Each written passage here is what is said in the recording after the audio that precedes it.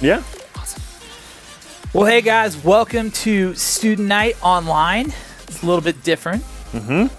Different's good though, right? Absolutely. We have absolutely missed you guys over the last few weeks with Christmas and COVID and schools being shut down. We just kind of want to take a little break, kind of get our bearings, give you guys a chance to relax and, hopefully hit 2021 the ground running. But tonight is a little bit different. Yep.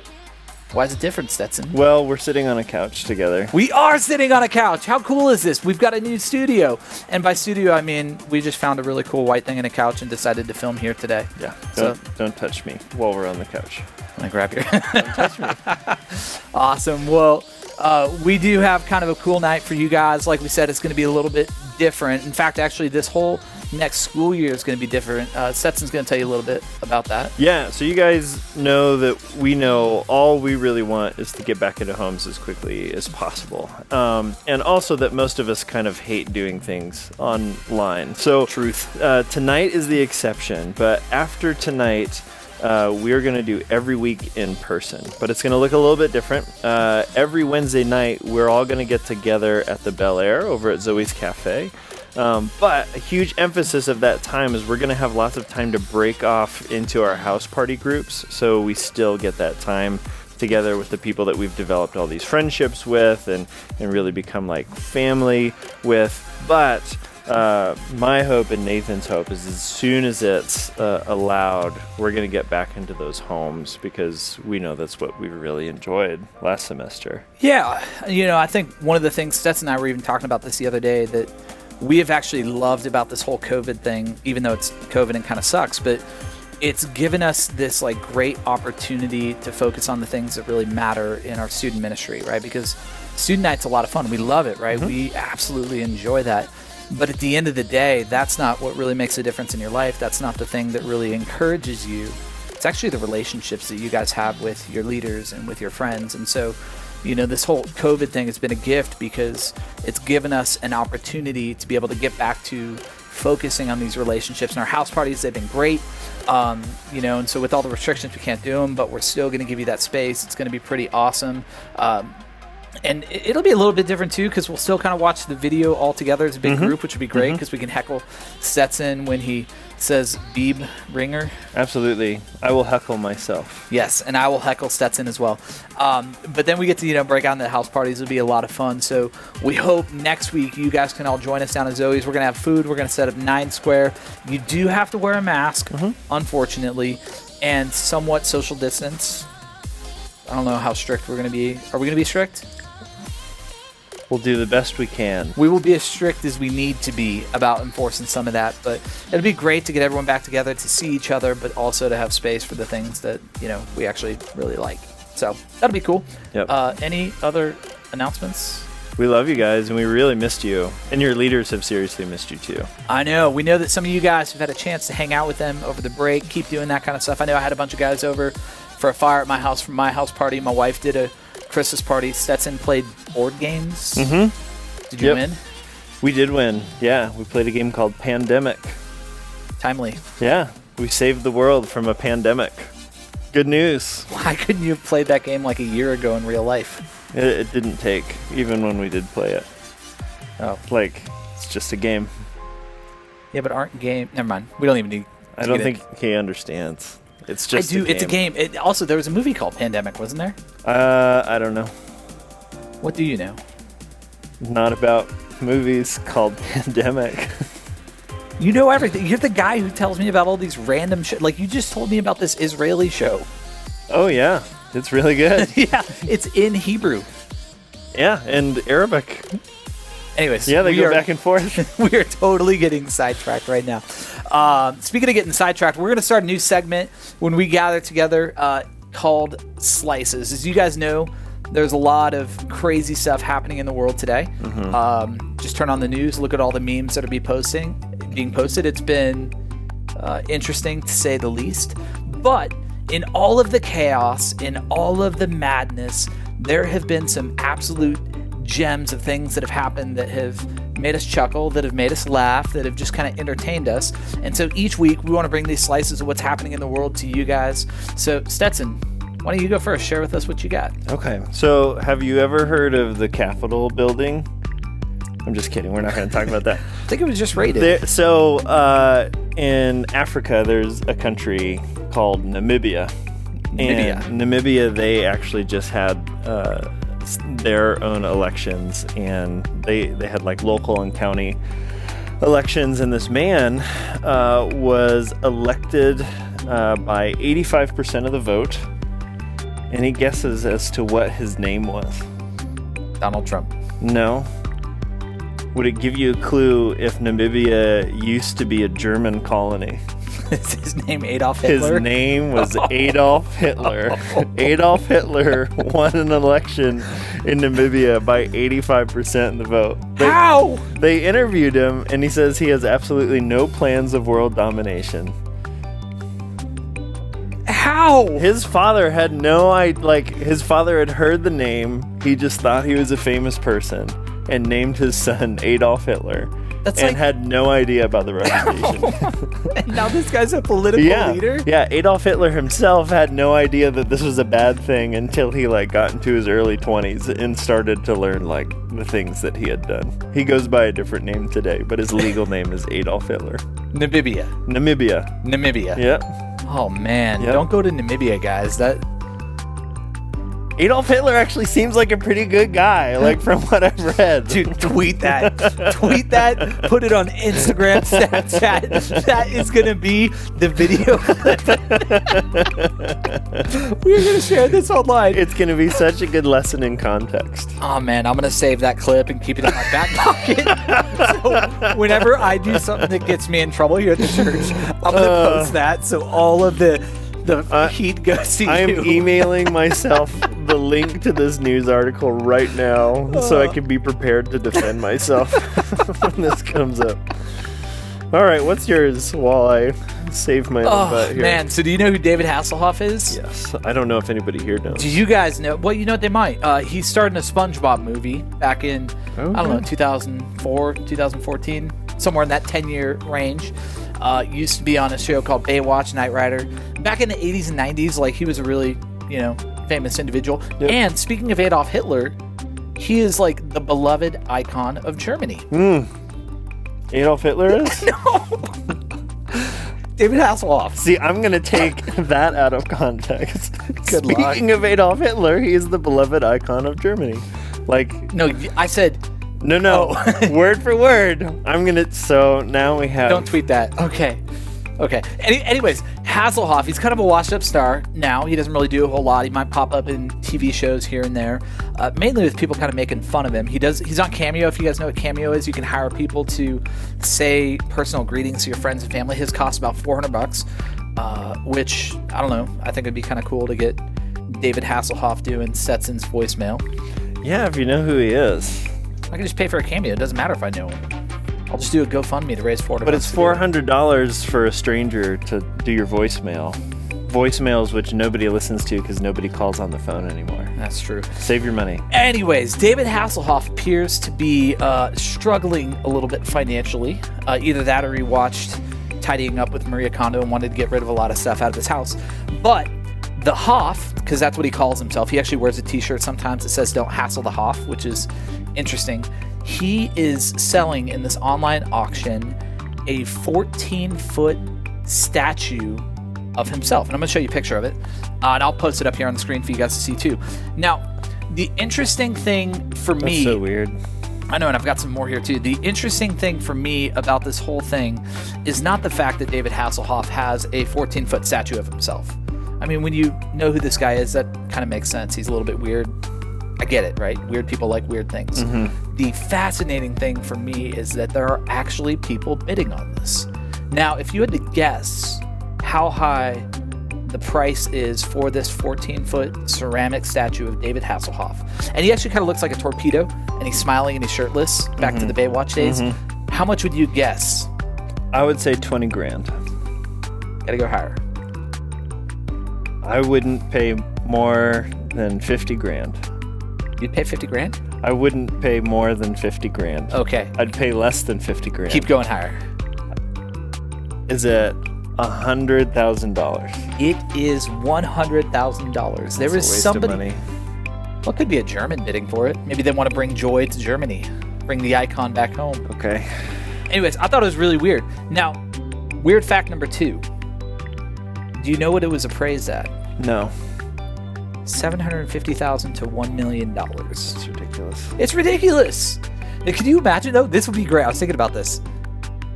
If I had $100,000, well, actually, I'd have to have a whole lot more if I was going to go below $100,000 on a David Hasselhoff statue. But if I had like an infinite amount of money, I would totally purchase this and I would use it as a white elephant gift. Can you imagine, like, picking a little box and it says "Go outside, your gift is there," and you walk outside and there's like this 14-foot statue of the Hoff? Like, where do you even put that? Yeah. What would be even better is if you left it outside and then walked out there and it was gone because someone stole your $100,000 Hasselhoff statue. Yeah. That, I would take enjoyment from that. You just raging outside. Where's my Hoff? And nobody believes you. No, it was right here. It was 14 feet long. And everybody's like, who is David Hasselhoff? It would be really funny though. Like, I wish I could buy it. I'd actually probably bring it to the church and try to hang it up in the sanctuary just at the back. Like, do it, and then have like a big black sheet in front of it, like so. So as worship started, pull it down, and so you've got Rocky up there, and you've got Pastor Allen, and they're preaching, and all they see is like the Hoff. Yeah, and like stringing on a zip line, so he slowly glides towards the stage. Over the crowd. Yeah, that would be so good. And he's shirtless too. That's what makes it so good. Okay, I changed my mind. Absolutely worth $100,000. But not the statue itself. It's only because of what you could do with it. Yeah, absolutely. Oh, man, that's rich. Well, We should start a GoFundMe. if any of you guys are tech savvy, could you let us know in the chat? We would love to set up a GoFundMe to buy the Hoff statue. Oh, there's so many good causes to give to in the world. Yes, I think this one's probably the best. absolutely. This one we'll get the most joy out of. Well, every week we're going to have some of these.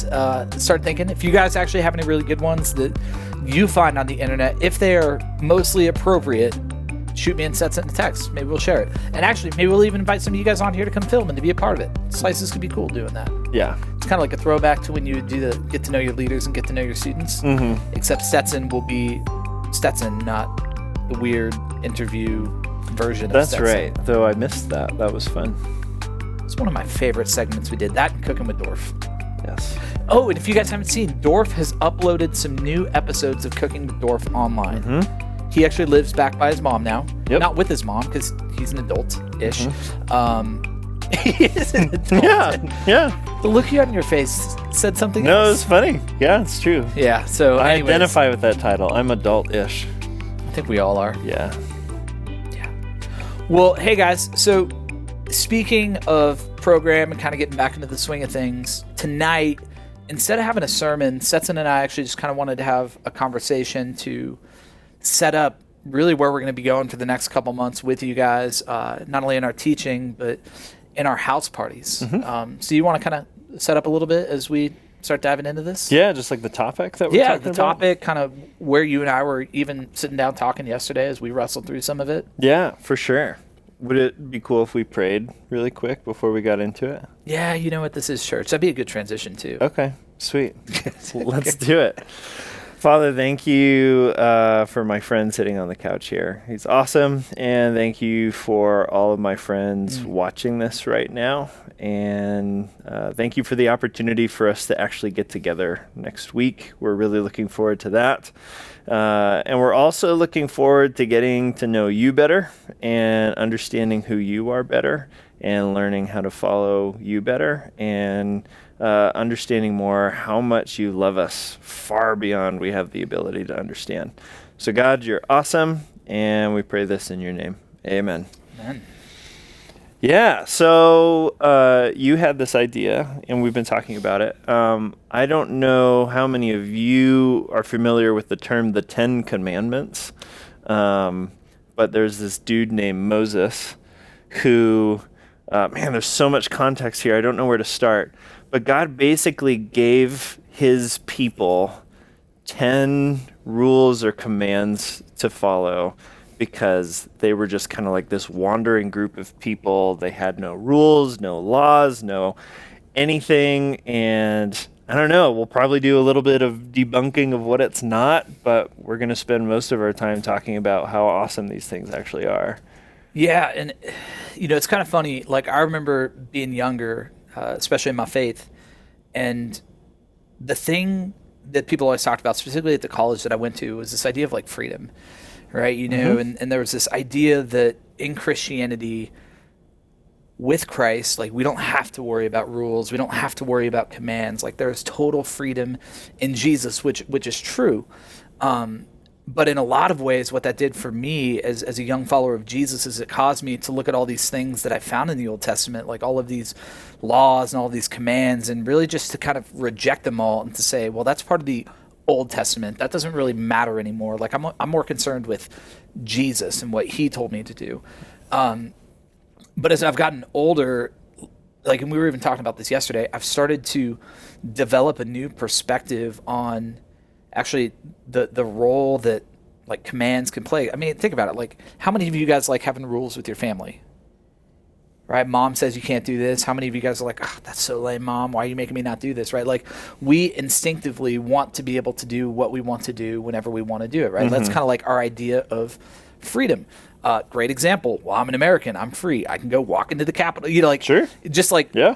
Talk about like a very great example of how people interpret freedom. But you said something that was really good the other day about freedom that I think it might be worth sharing with everyone here. Like, this idea of like freedom is not the ability to do whatever we want, but it's actually the ability to kind of hold back. So why don't you talk a little bit about that? Yeah. I think it was actually you who was the one talking about that, but I've got my own perspectives on it. Like, I was even listening to the radio the other day, and someone was just talking about just like freedom in the United States in general. And I think he phrased it in the sense of like, freedom is not the ability to do whatever you want, but freedom is the ability to do what you should do. So the things that we should be able to do, you have the ability to do them. And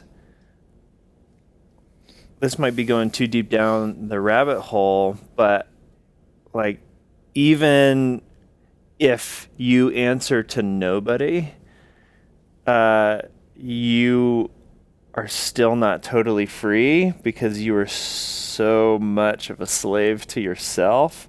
Like, I don't know if you guys have any friends that get everything that they want, or if they just have like super lax parents where like they just have run of the house and their parents are never there. My guess is even if they give off a different impression, they're probably not doing so hot right now. Like, they're probably self-imploding. Yeah. And free might not be the word that you would use to describe those friends. Well, yeah. I mean, you look at some of the studies that are out there, like people who have that kind of freedom that you're talking about, they can do whatever they want. Maybe they got a lot of money or a lot of power or a lot of influence.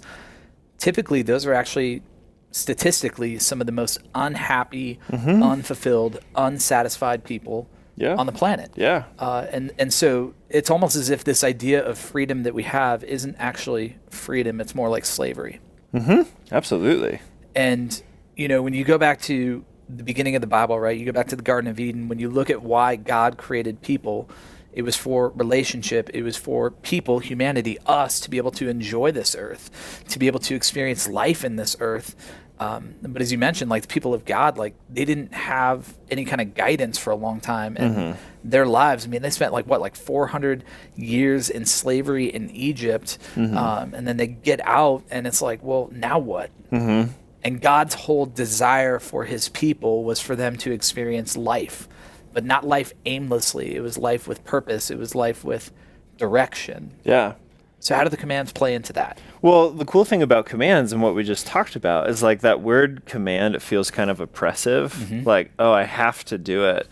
But the truth is like none of us have to follow God or obey God.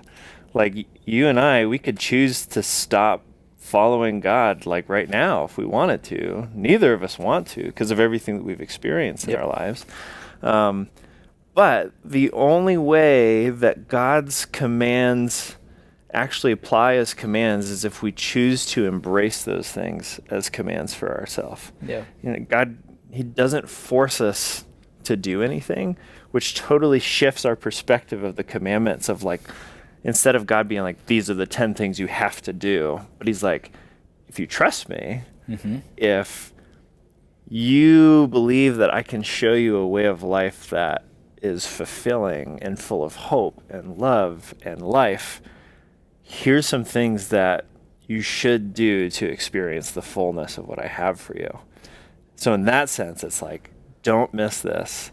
Yeah. And it kind of goes from being like this, you have to you get to. Yeah. Like when you think about really this theme that's echoed all throughout Scripture is like God is inviting us to experience life as we should experience it. God is inviting us and asking us to trust him so that we can become the people and experience the life that we were created for. And that's really where I think the commands play into this.